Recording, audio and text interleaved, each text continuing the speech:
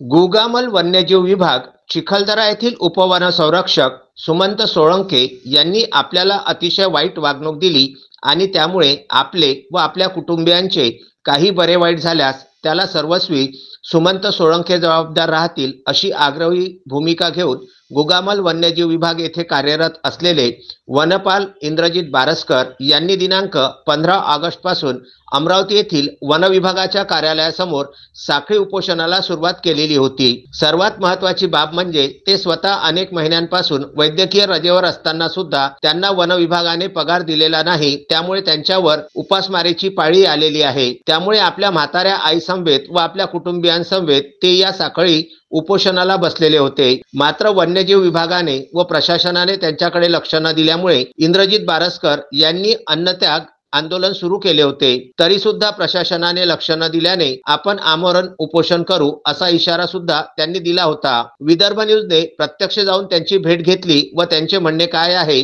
ते समजून घेतले। सर, चिखलदऱ्यावरून आम्हाला अशी माहिती मिळाली की 2.5-2 वर्षापासून आपण डायरी दिलेली नाही। एप्रिल 23 पर्यंत डायऱ्या दिलेल्या आहे। मात्र आमच्या महाराष्ट्र फॉरेस्ट मॅन्युअल 2020 नुसार स्पेशल ड्युटी फॉरेस्टला डायऱ्या द्यायची काही आवश्यकता नाही आहे।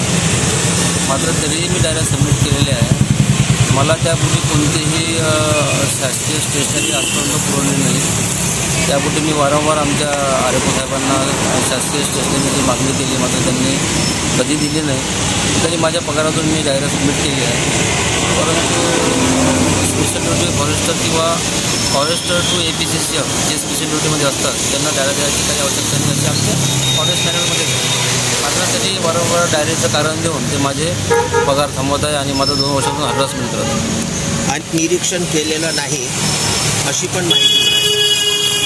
त्यांचं असं आहे की बीट इन्स्पेक्शनचं जे आमचं शासन निर्णयाप्रमाणे आहे तो बीट इन्स्पेक्शन हा एक वार्षिक प्रोग्राम असतो आणि तो प्रोग्राम प्रत्येक फॉरेस्टरला जे काही बीट इन्स्पेक्शन करणारे आहे त्यांना द्यावा लागतो।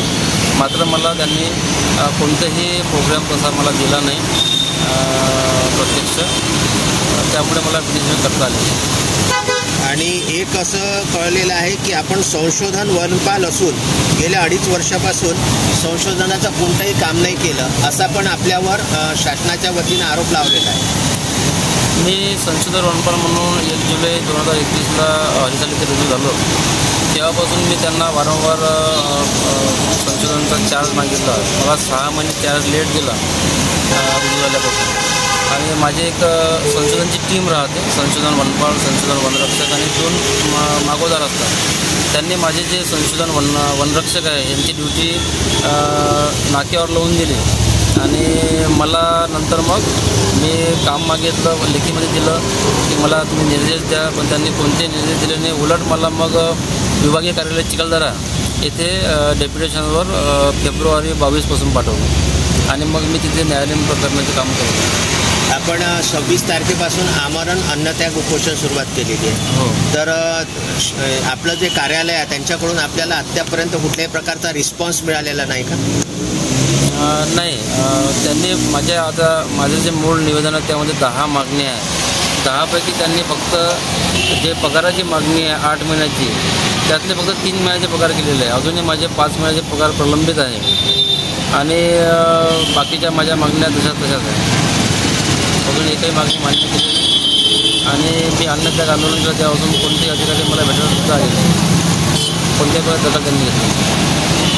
अचानकच त्यांच्या प्रकृतीमध्ये बिघाड झाल्यामुळे त्यांना जिल्हा सामान्य रुग्णालय येथे उपचारार्थ हलविण्यात आले आहे। मात्र अशातही प्रशासकीय यंत्रणा वनविभाग साखर झोपेमध्ये आहे। वनविभागाच्या अनेक तक्रारी दाबण्यात सुद्धा येत आहेत, मात्र वनविभाग अतिशय उर्मट आणि बेजबाबदारपणे वागत असल्याचा आरोप इंद्रजित बारसकर यांनी केलेला आहे।